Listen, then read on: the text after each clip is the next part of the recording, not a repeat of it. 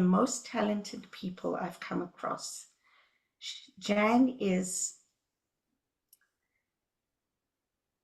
a writer. She's written 10 award-winning books.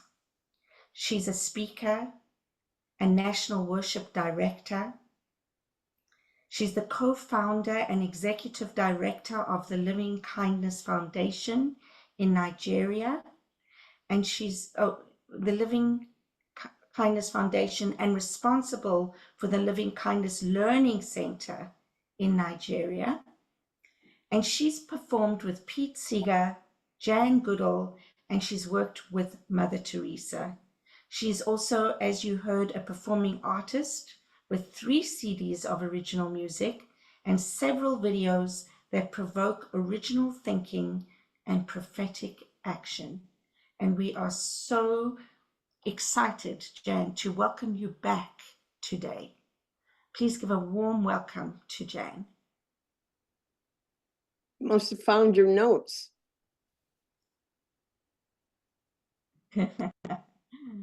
Oh, good. I see we have a dog listening. I had a backup plan, Jan. Good. Let's see who's here. Let me make eye contact with all of you. An old friend of mine is here somewhere. Darlene. Darlene Lamb. All you Canadians up there. Thank you for this invitation. We've got a pretty hefty responsibility today because we're going to focus on engaged enlightenment. Oh, mercy. Mastering extraordinary. You can't bring these things to anybody but unity, because this is the cutting edge of community thought. So, well, let's just start out. What's required? Sometimes we focus on just the interior. That would be the mysticism in our lives. Some people focus on the exterior. That's the prophetic action in our lives. But in order to train ourselves to master extraordinary, we have to navigate in both worlds each day. So I'm going to give you an ABCD for this talk so you can remember. What did she say? ABCD. I'm saying attention, balance, commitment, and discipline. So most of us, because we're unity, maintain a practice, a spiritual practice that we do every day. But every once in a while, some of us get off track and forget that's a really important component of being in communion with supreme intelligence. And I feel like, you know, I had set my alarm twice to get up this morning to have an hour before I am with y'all, so that I could have my experience of being a satellite dish to mind at large. And I think of that when I think of our spiritual practice, that it's really a two-way street, and we receive information. I think that mind at large, or supreme intelligence, I've already reframed the Holy Trinity, because the original Catholic Holy Trinity didn't work for me any longer. So I think of it now as supreme intelligence, ineffable beauty, and infinite love. And that just resonates more with where I'm at. And, we've started writing our own prayers. Who was it that read that lovely prayer today? Diane? You never have to apologize, by the way. Never start out apologizing. Because we can't make mistakes when we come to the table with our love written down, with our faith written down, in whatever form it takes. You want that to be the primary thing. And it was so beautiful. So to pay attention to what comes our way as messages in our spiritual practice. I'm not saying they come every day. And oftentimes they come during the day in the living of our lives. We're lucky if in a week we get what Jesus might have considered a good parable. Because for any of us trying to teach and have any influence over anyone else, it's the stories that matter.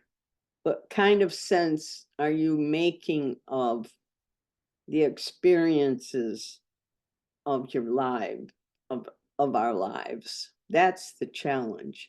We encounter one experience after another, and you can pretty much tell when you had one that wants to become a talk like this, where you actually learn something, you have something important to share. And that's the prophetic part of this talk, that we open ourselves to receive what we receive from Mind at Large is like gold. It's gold dust. It doesn't come from anywhere else. You can't get it at the post office, can't get it at the grocery store. You can only get it when you sit still and ask for it. And that's exactly one half of living a life of engaged enlightenment. The other half is how you act out. They say turning on the light is easy if you know where the switch is. And your switch, I'm going to suggest, is in your spiritual practice. Always, every day, sometime set aside where you're sitting in silence, not looking at your phone, and just totally tuning in to the invisible one. Well, I try not to say one because I'm trying to encourage a sense of this great mystery as the unfolding itself. The unfolding itself, the verb itself, not a being, because that hasn't helped us. It hasn't helped us to sing. He's got the whole world in his hands. Because that's like a false mythology. We have this earth in our hands. Nobody's going to fly in from some other galaxy and save us. This is ours. This is ours to steward, ours to protect. And we all know it now. And we all know the common dangers that we've allowed to happen.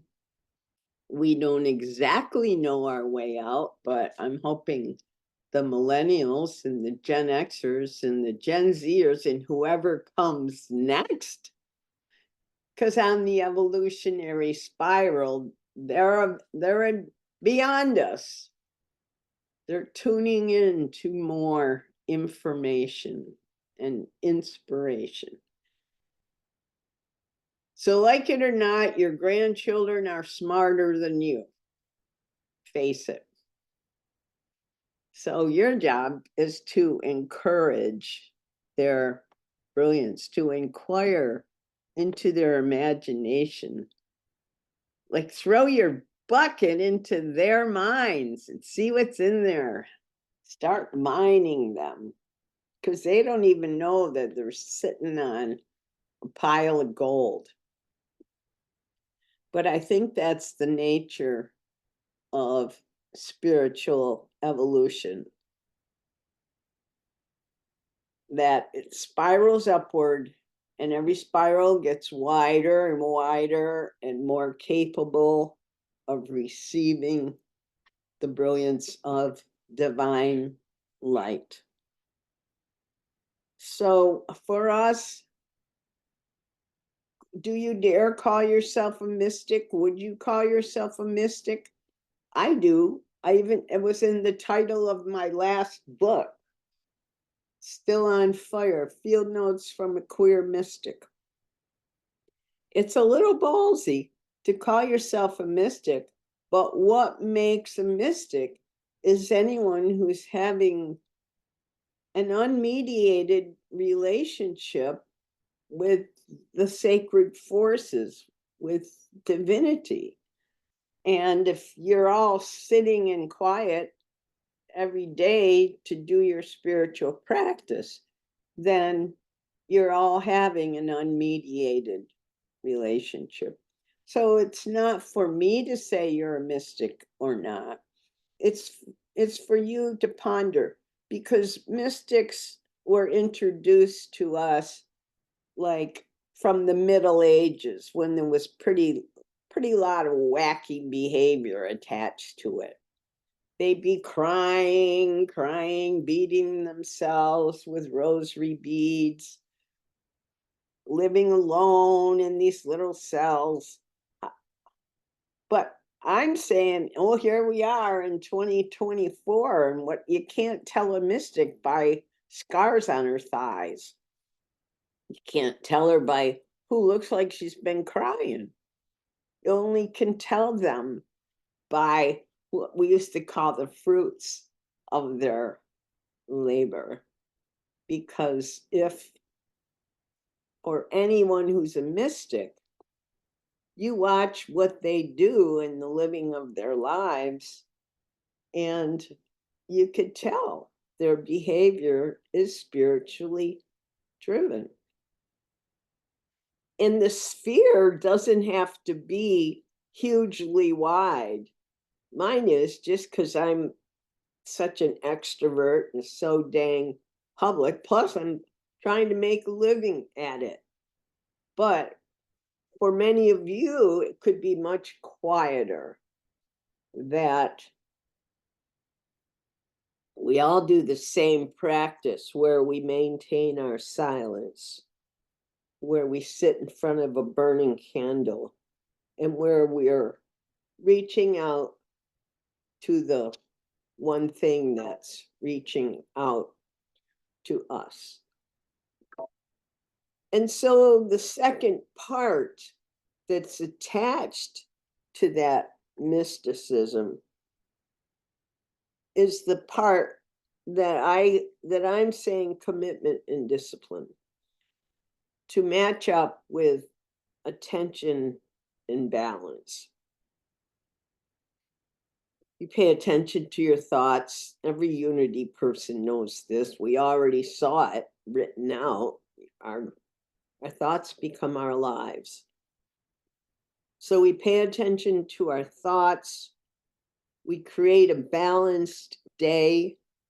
So for the most part, it has equal parts. You could identify the mental, the spiritual, the emotional. What's the other one?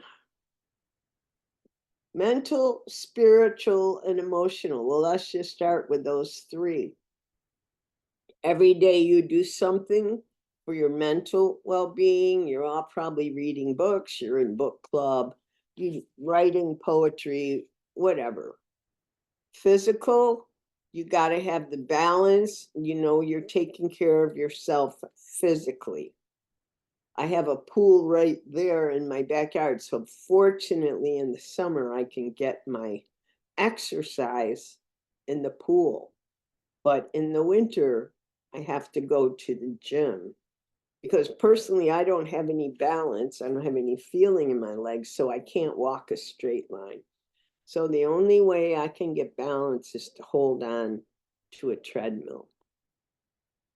So that's literally balance, and it's figuratively balance because I have to fulfill the requirement of my physical needs. And your spiritual needs you're doing with your practice. So the question is, how does it look to you? What do you do that's connected to your spiritual practice? How do you know what to do in a world that's has so many crises upon it?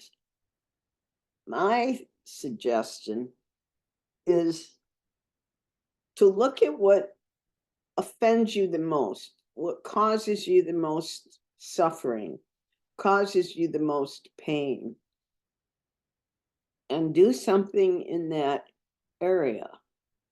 And it doesn't matter if it's puppy mills, rainforest, plastic in the ocean. No, it doesn't matter what your choice is. It just matters that you say, I will do this because I love this. Until George Floyd was killed by the cop, I had no idea the tentacles of structural racism in this country. All I knew was, my time was up. I have to do something about racism. Started studying, started calling groups together. I'm chair of the board for the International Women's Writing Guild. So I organized a diversity, equity, and inclusion event for the board to undergo as a board. My Living Kindness Foundation gives scholarships to young Black women to go to the Writers' Conference. So I am motivated out of my commitment as a social activist to do something to make the terrors and the travesty of racism in this country get minimized somehow.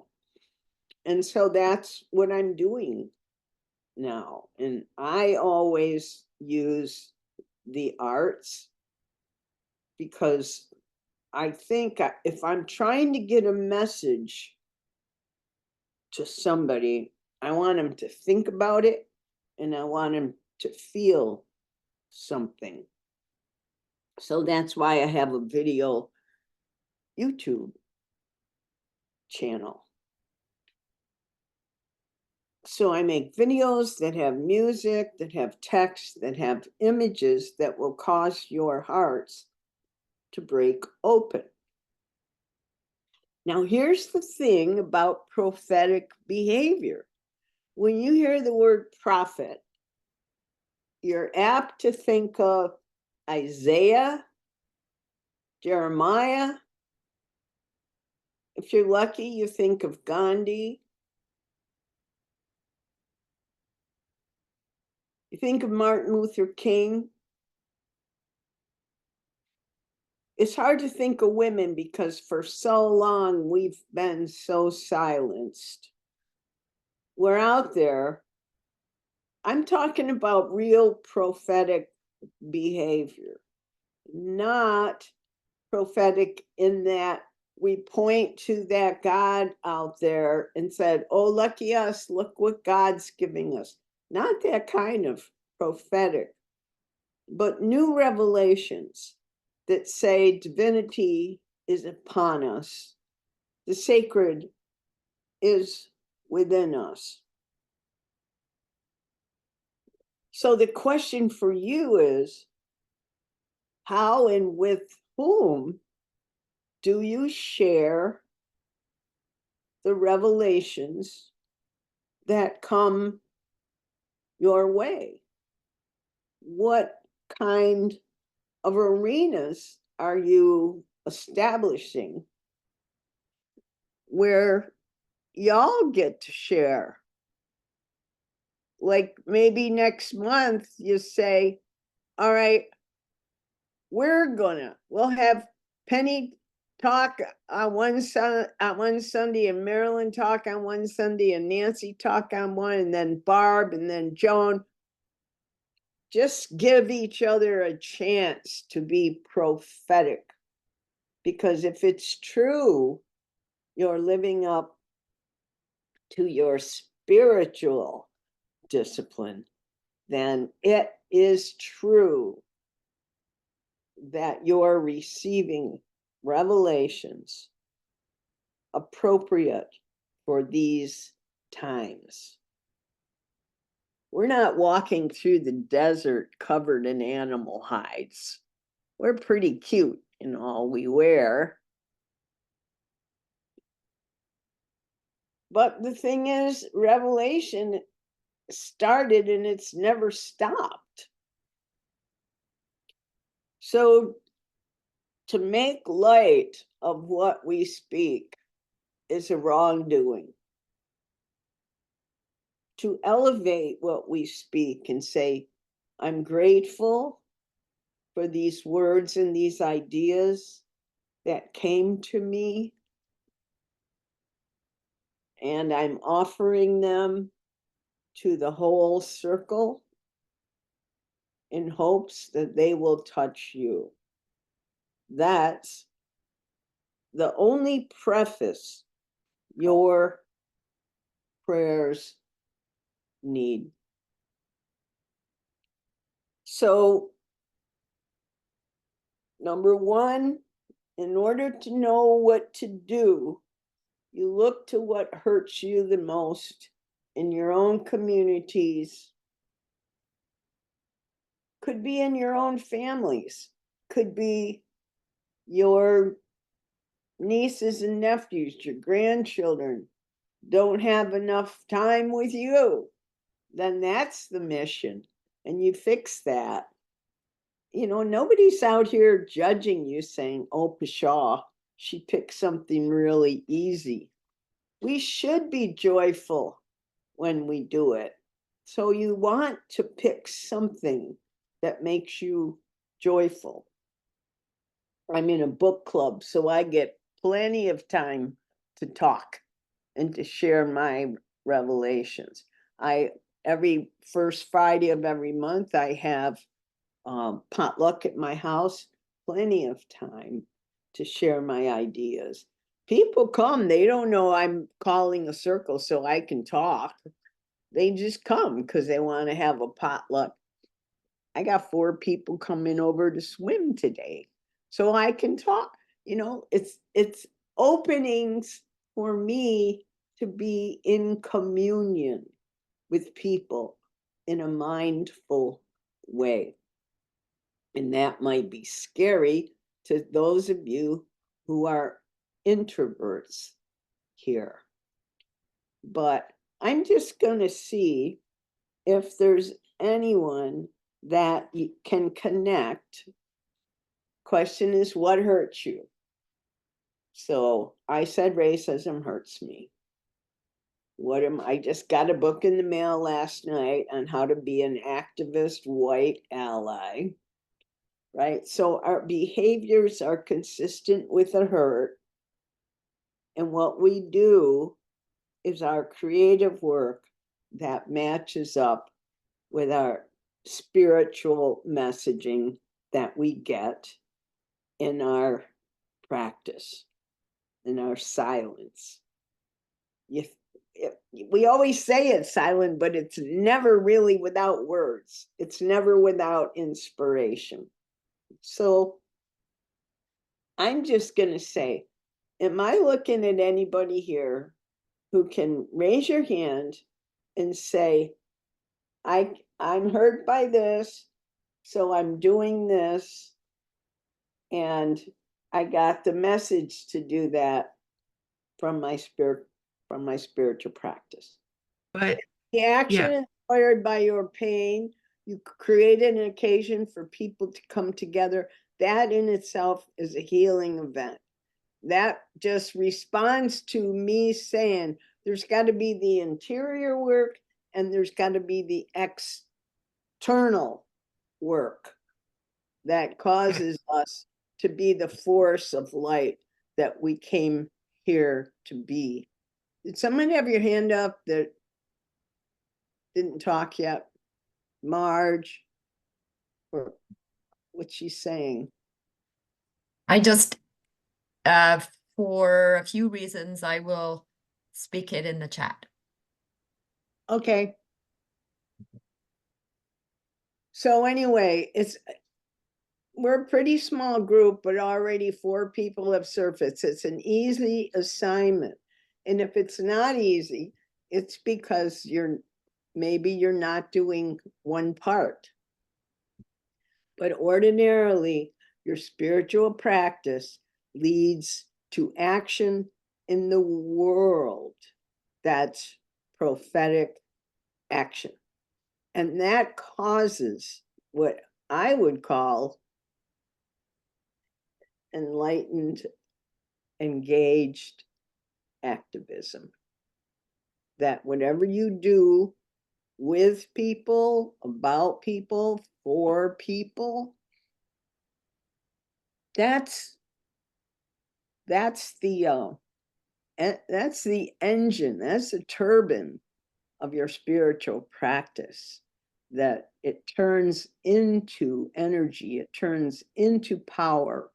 You become a great resource in the matter because you're connecting your interior world with the needs of the world at large. I had a teacher who used to say, find something you love, learn to do it well, and do it in the service of the people.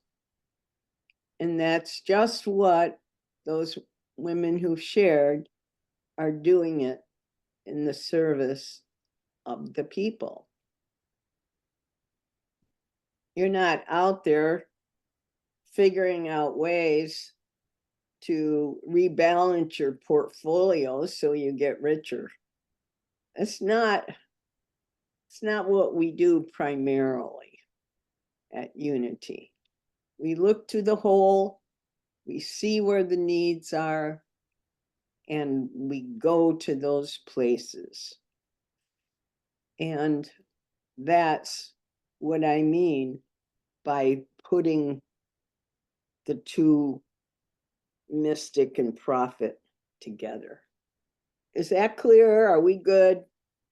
You got it? All right. I can check out. I could say amen, hallelujah, so it is.